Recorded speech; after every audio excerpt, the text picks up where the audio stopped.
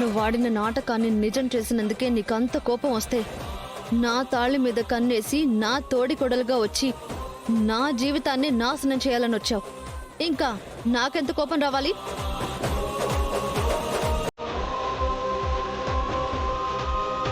అలాంటి నిన్ను నేను ఎన్నిసార్లు చంపాలి?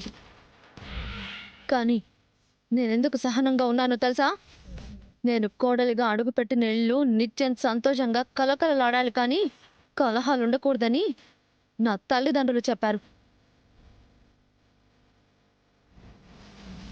మంచికో చెడుకో నువ్వు ఇంటి కోడలిగా అడుగుపెట్టావు. వాళ్ళ కొడుకు ఒక ఇంటి వాడయ్యాడని అత్తయ్య మావయ్య సంతోషిస్తున్నారు.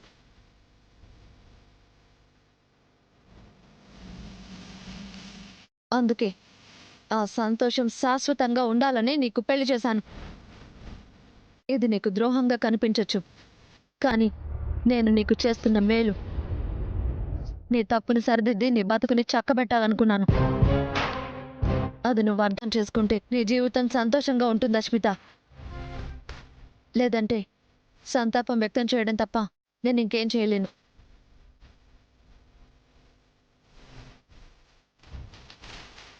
చూడస్మిత, జరిగిందేదో జరిగిపోయింది.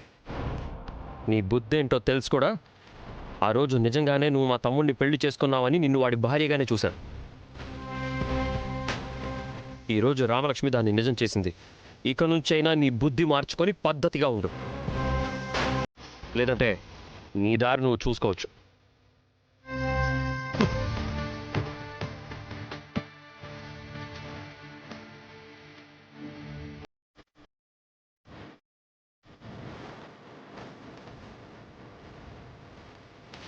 మారిపోయావనన్నావు కదరా, అమ్ముడు పోయావా?